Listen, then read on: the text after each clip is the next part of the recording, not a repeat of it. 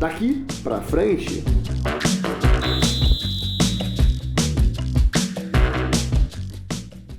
Olá, olá pessoal, começando mais um Daqui para Frente, seu podcast sobre inovação e tecnologia aplicadas ao esporte.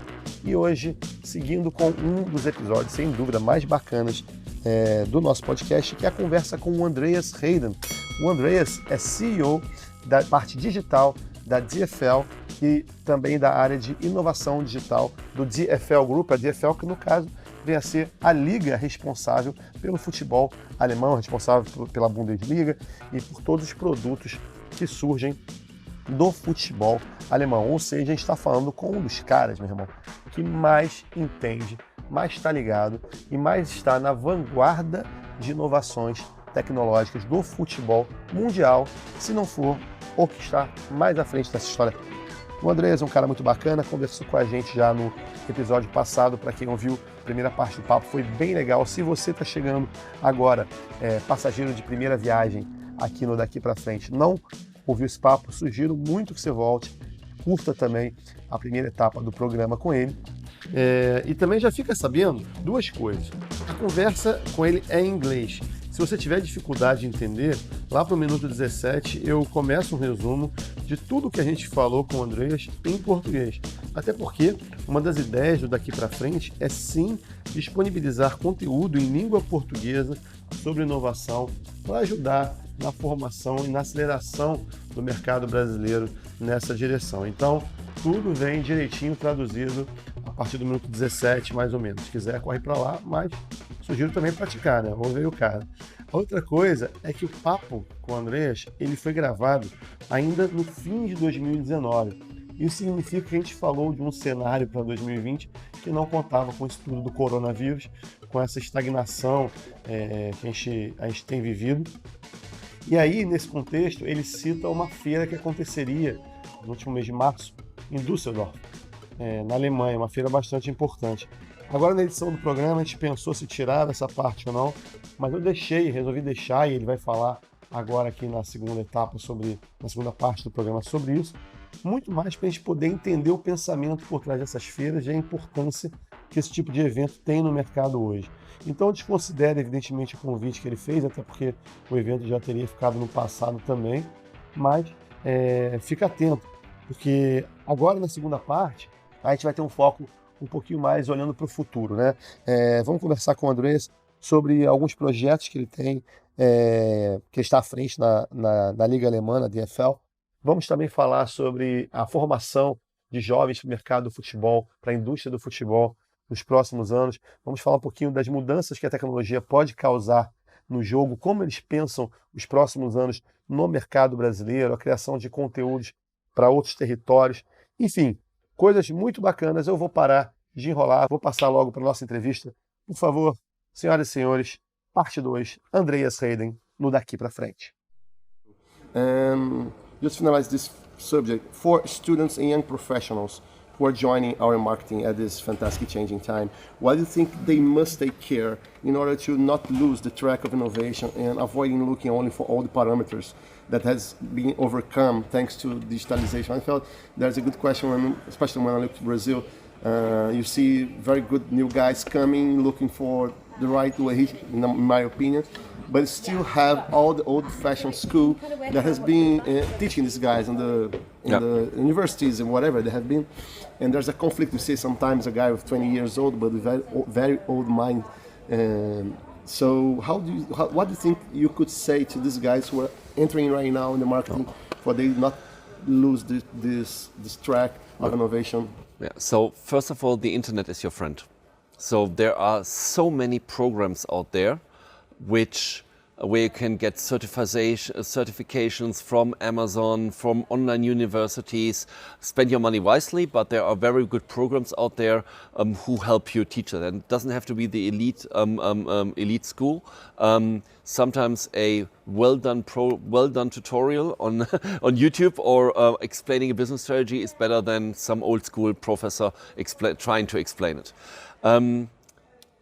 Secondly, I have 3 ground rules when it comes to innovation. The first one, talk data to me.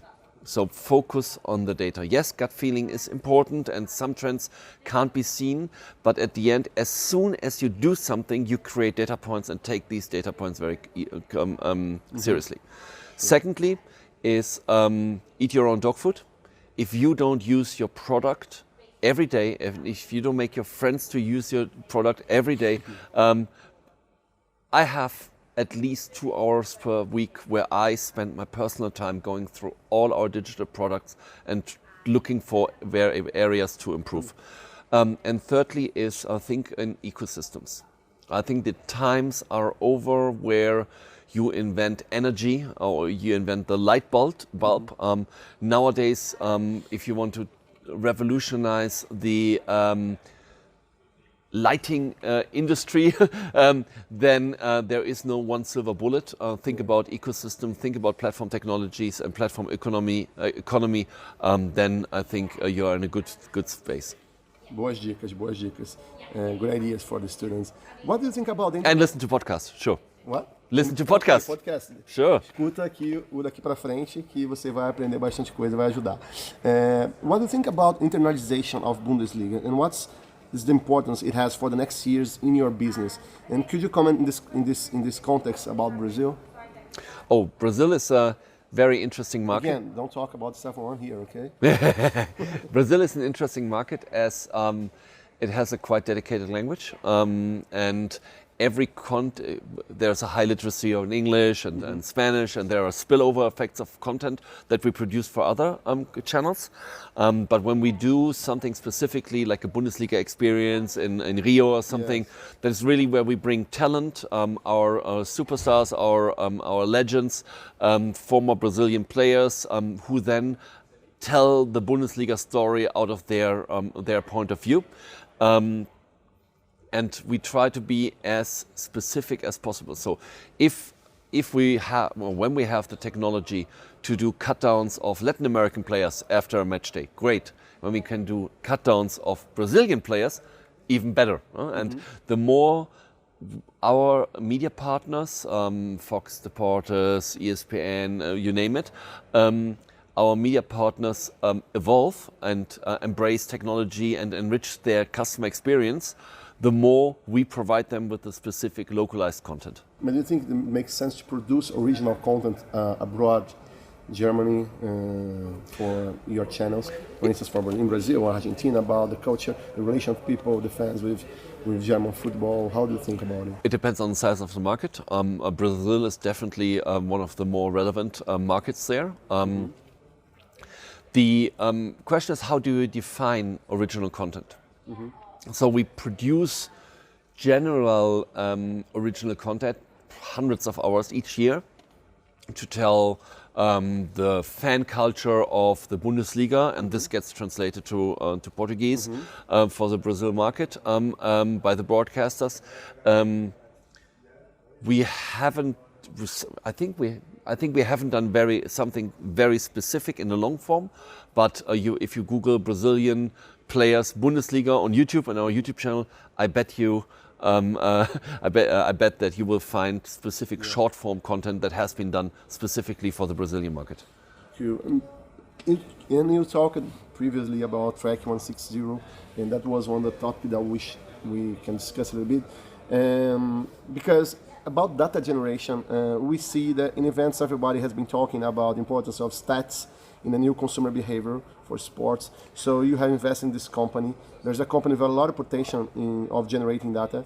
And why do you think that stats has emerged as an important feature nowadays in the culture of consuming sports, all the sports? What happened that becomes so important? I think as a very football specific topic, we have a generation growing up FIFA esports, eFootball, right? eFootball. That is one part. Secondly, we see that American leagues are good in their expansion. We see a nice uptake for NFL in Germany, and in their broadcasting, which attracts younger target groups, is also very much data driven. We see that we have in the whole I would say, social sphere where you compete with others for attention and likes and shares and etc. You have you're getting also in the social discussion, numbers play a bigger and bigger role. And I think what emotionally in a world of uncertainty and questions, whom can you trust, what gives you stability in life, I think sports is one of these topics, because sports is still perceived as a fair sports where people on eye level play a game which has rules, and numbers speak louder than words. If then this coming together of people who may differ on many topics and enjoy the game, and then have facts supporting what's happening on the field. I think this is where data has a really great power. Betting industry, do you think is an important player in this sense?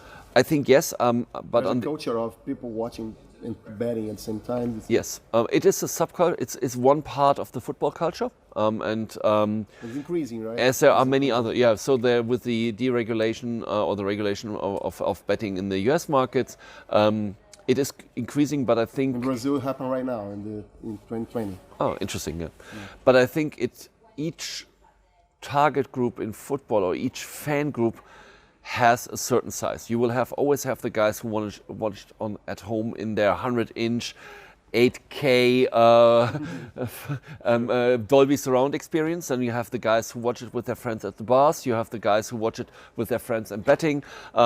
So we have to cater to all those audiences. I personally don't think that in 10 years everybody will be betting, but I'm with you.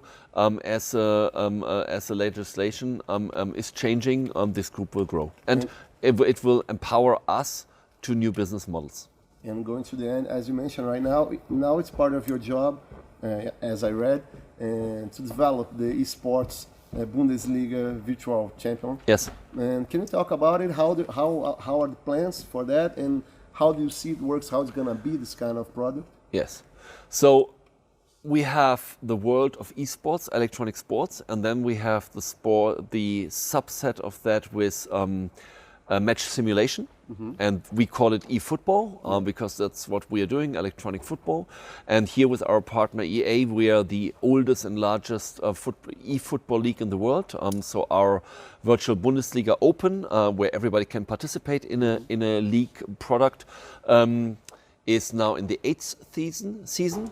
And we started last year, my colleagues started last year, the virtual Bundesliga Club Championship, where 22 of the 36 clubs compete against each other within a season, which is broadcasted on TV, which is broadcasted on Twitch, etc. And then the virtual Bundesliga Open, so the fans, the gamers and the clubs come together in the grand final end of March. And this is a very, very unique product on a worldwide basis, and we are there the thought leader and innovation leaders around that. But you have any connection with betting in this? No. No betting at all. No. What would you like to talk about the Sports Innovation Fair? That's another thing that Yes. with you, right? We'll promote in Düsseldorf next March, and maybe you can also invite Brazilian professionals, clubs, brands to be present there. So can you talk about this innovation? And as we're talking about the way you create new professionals, we met 2 times in fairs around the world. So what's the importance of this kind of events nowadays for the new professionals? And if you can talk and invite people to go. First of all, everybody is invited to come in the B2B perspective. Sure. I think the magic of that event is driven by our approach and true belief that at the end it is applications that customers want and not technology. How do we approach 5G? We don't tell the world that 5G is the best, that has the best innovation. We tell them what can you do with 5G and what role does the Bundesliga play there. So in this very unique trade fair, we are bringing live experiences from game matches being played in a stadium, 4 matches on 2 days, where all technology partners who exhibit there get access to video, data, audio feed, every kind of content that is produced on the pitch, and then can showcase their technology. And this is very unique. You have lots of conferences, you have lots of you have lots of technology trade fairs, but this mix in between to having what's happening on the pitch with teams of our clubs, youth teams of our clubs playing against each other and showcasing in real time on a big stage and in all the exhibiting lounges where exhibitors can buy spaces. This is something in gaming you say demo or die, so you can really show that your technology is working, that it's not vaporware or PowerPointware. Yeah. And just one last thing that I remind right now that I like to ask you a comment, and it's connected to the talk that you had right now. We see, especially in NBA, is a good case that we have now a product that's at 10 less minutes, and because I have a new generation that don't have patience to watch the game, and I don't want to discuss about kind of contents, the long form, short form, but I'm talking about the live matches. And the problem of attention, or the length of the matches, in this context, when you have a lot of time, people doesn't want you to spend all the time watching a match, coming from the business part. And so, how do you think that this can affect the game? So we leave at Sports Innovation, and maybe then I can say, and should they get in contact with you, or? Do you think it can influence the match somehow? I don't want to talk about how they can influence, but do you think the sports innovation, the technology, the new technology that have been developed, some moment can influence the way the game's played? I definitely think that this is going to happen, because you create new insights through technology, and new insight leads to actions, and if actions are done well, then it leads to success. Yeah, okay. Thank you very much, Andreas. It's a pleasure to have you. Thank you for the invite. Hope to see you again soon. Andreas, once more, thank you very much. Obrigado. Demais. Eu tô, feliz da vida que a gente conseguiu trazer aqui nesse podcast, ainda no início da trajetória desse podcast, um cara tão bacana como Andreas Heyden. Já tive a oportunidade de estar com ele 2 vezes, um cara muito gentil, sempre me recebe muito bem, foi muito generoso em ceder, acho que provavelmente a primeira entrevista dele pro Brasil. É muito bacana o que ele falou, mas vamos ao que interessa, que é um resumo. Para quem não se ligou no inglês, quem tem alguma dificuldade no inglês, vamos dar aquele resumo do que a gente conversou com o Andreas nessa segunda etapa, nessa segunda parte da entrevista dele do Daqui para Frente. Eu comecei perguntando para ele, falando um pouquinho de quem está entrando no mercado de trabalho agora. O futebol está passando uma transformação atroz, essa indústria definitivamente não será a mesma em 5, muito menos em 10 anos, né? E muita gente tem buscado educação, formação, mas nem sempre tem professores conectados a essas mudanças que estão em curso. Então tem pessoas se formando agora muito dedicadas, mas com referências de um mundo que elas não vão ver na prática, no trabalho que elas vão ter, porque está tudo mudando rápido demais e no futebol a gente está vivendo o início de uma grande transformação. Então eu perguntei para ele o que ele recomendaria para quem está nesse contexto, de ser um novo profissional e que quer performar nos próximos anos em marketing esportivo ou na indústria do esporte de uma maneira geral. E a primeira coisa que ele falou, e eu assino embaixo total, é que a internet é sua amiga. Existem muitos programas de certificação e de especialização oferecidos online, e ele sugere que você gaste seu dinheiro com sabedoria. Saiba que existem soluções muito boas que não necessariamente são caras.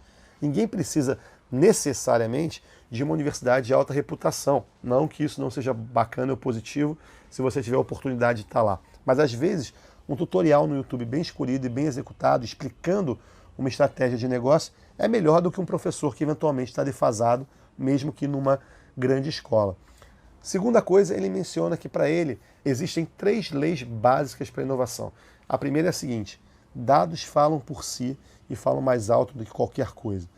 Desenvolver uma intuição apurada para ele é algo muito importante, é valioso sim, até para localizar algumas tendências e oportunidades, mas que isso só toma forma na hora que é posto em prática. E prática tem que gerar dados. Se os dados contrariarem o que você esperava, talvez não tenha tido uma boa ideia, e ele sugere fortemente que você dê mais atenção aos dados do que só a sua intuição. A segunda regra básica para o Andreas é que você deve utilizar o seu produto todo dia. Então aquilo onde você trabalha deve ser exaustivamente testado por você. Você tem que usar, fazer seus amigos usarem, fazer a sua equipe usar. E ele cita que ele gasta pelo menos 3 a 4 horas por semana usando todos os produtos que são gerenciados de alguma forma pelas equipes abaixo dele. Só assim ele pode saber para onde o desenvolvimento está indo e a tecnologia pode ser melhor aplicada. A terceira é o foco em criação de ecossistemas. E ele fala que se você hoje em dia pensa em inovar em qualquer setor, sobretudo no esporte, o ideal é pensar com uma mentalidade de plataforma. Tecnologia que traga economia, coisas que se conectem em mais de uma solução. Isso são as 3 regras básicas e na hora, evidentemente, ele acabou criando a 4ª regra básica e talvez a mais importante de todas, imagino que ele agora vai falar disso no mundo inteiro, que é ouça o podcast daqui para frente. Ouça esse podcast também, que a ideia é que é ajudar, é ser uma dessas ferramentas de informação contemporânea que possa ajudar na formação de novos profissionais para a indústria do futebol. Eu perguntei para o Andreas também o que ele pensava sobre a internacionalização da Bundesliga nos próximos anos, especialmente falando a respeito de planos para o mercado do Brasil. Qual a importância que nós temos hoje para o negócio deles? E ele disse que o Brasil ainda precisa de mais desenvolvimento da Bundesliga, ainda não tem uma comunicação dedicada em português feita pela Bundesliga, mas já tem sido palco de diversas experiências anuais deles com o público local, usando jogadores antigos que jogaram lá, investindo em inovação nas quais eles consigam cada vez mais gerar conteúdo específico de acordo com o gosto do público brasileiro ou de qualquer outro mercado, para que mais rapidamente ele receba o que ele quer. Então, algumas das inovações que ele mencionou no programa passado, especialmente, tem esse objetivo, de customizar a experiência. Isso vai permitir desenvolver mercados como o brasileiro mais rápido ainda, com coisas que interessem mais tanto aos consumidores daqui, quanto também aos parceiros que eles têm, os canais de mídia, de transmissão do mercado latino-americano e brasileiro. Então ele acha que abraçando a tecnologia e oferecendo experiências customizadas, eles vão conseguir produzir mais conteúdo relevante e assim atingir melhor o mercado daqui. Eu perguntei se fazia sentido para eles produzir conteúdos originais em territórios como Brasil ou Argentina, que amam futebol, para falar dessa paixão e a relação que esses lugares têm com o futebol e com os clubes alemães. E ele disse que isso depende muito do mercado, que o Brasil certamente está na lista dos mais relevantes, que eles já produzem muita coisa sobre a cultura do futebol alemão e traduzem para idiomas de diferentes territórios, inclusive o português, geram dezenas de clipes de produtos curtos de vídeo para mercados como o brasileiro, mas que de fato ainda não investiram em conteúdos mais longos, em formatos mais elaborados, quem sabe no futuro próximo. E aí, seguindo a conversa, a gente falou de novo da Track 160, uma startup israelense super potente de geração de dados que a gente mencionou também no episódio anterior do Daqui para Frente, e na qual a DFL investiu cash, botou dinheiro, se tornou parte societária do projeto, e que a gente explicou bem isso no último episódio. Perguntei o que ele achava do novo papel que as estatísticas vinham assumindo no consumo do entretenimento de esporte. No caso do futebol especificamente, ele atribui muito a cultura dos e-sports e dos jogos eletrônicos relacionados ao futebol, que influenciaram muito uma nova geração de consumidores que hoje ocupam um lugar importante na receita, na geração de receita da indústria do futebol. Por outro lado, ele também mencionou a força dos esportes norte-americanos, que hoje em dia são realmente um fenômeno no mundo todo, e ele cita inclusive na cultura jovem alemã, e que são esportes muito pautados por discussões de dados e estatísticas. Isso influencia também e faz com que o futebol seja atingido de alguma forma por isso. Ele ainda cita na esfera social que hoje em dia está cada vez mais imerso individualmente em brigas por audiências, likes, shares das redes sociais, e que tudo isso aproxima naturalmente o público das estatísticas e dos dados em gerais. E no mundo de incertezas que a gente vive, de dúvidas sobre aonde podemos confiar, o esporte ainda é visto como um território em que você pode ter essa confiança, na qual as pessoas disputam um jogo, que tem regras e que os números às vezes falam mais alto do que palavras para explicar o que acontece e para dar essa credibilidade. Então tudo isso dá um protagonismo aos números, dá um protagonismo às estatísticas, e ele concorda que a gente vai ver cada vez mais essa cultura sendo importante no consumo do mercado do futebol. Depois disso, eu perguntei para ele se a indústria de apostas também teria um papel importante nessa história. Ele concordou totalmente que sim, que as apostas já se tornaram parte da cultura do consumo esportivo nos países onde já foi regulado. Lembrando que aqui no Brasil isso deve acontecer já agora em 2020 também, da regulamentação das apostas esportivas.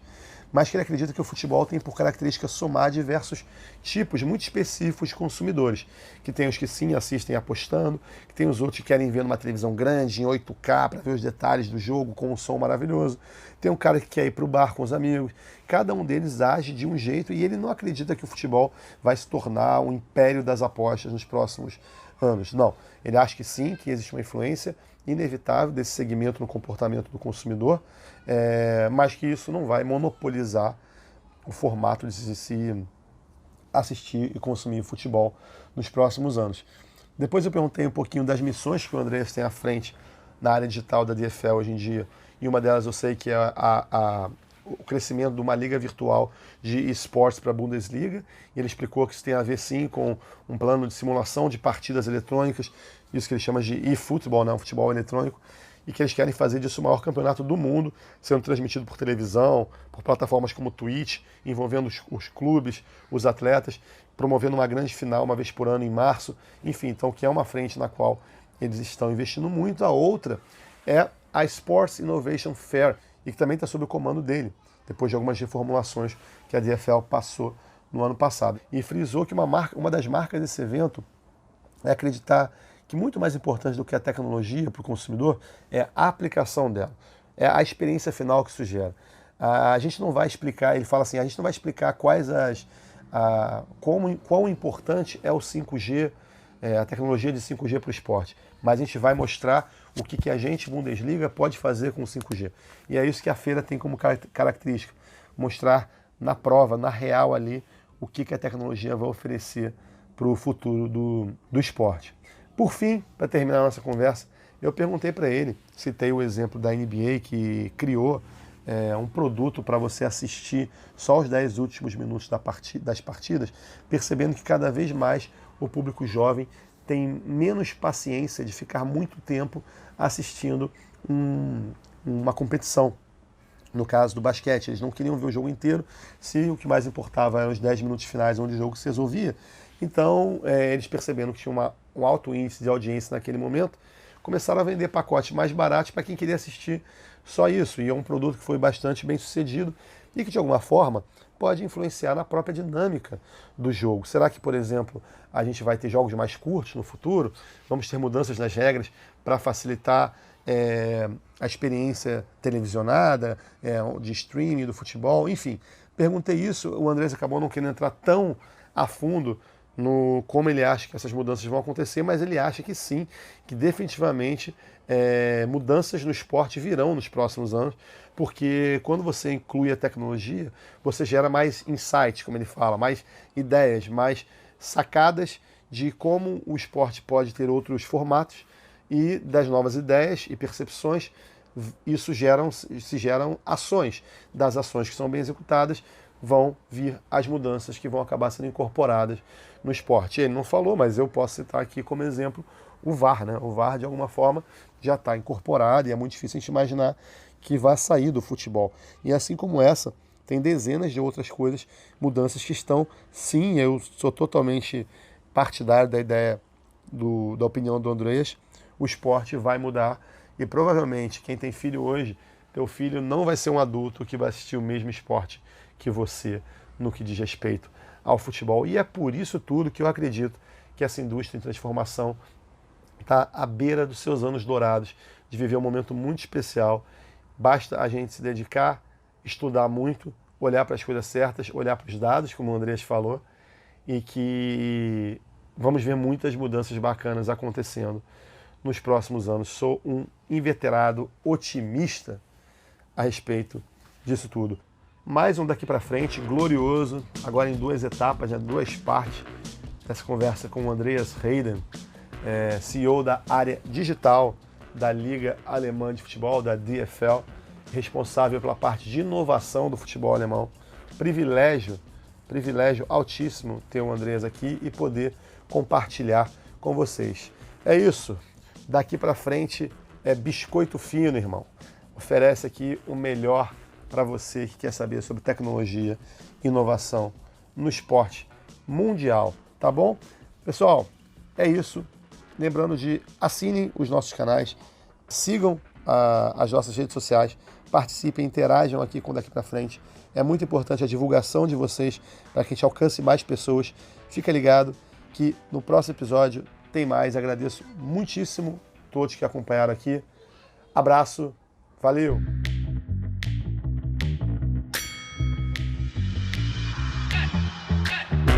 Daqui para frente.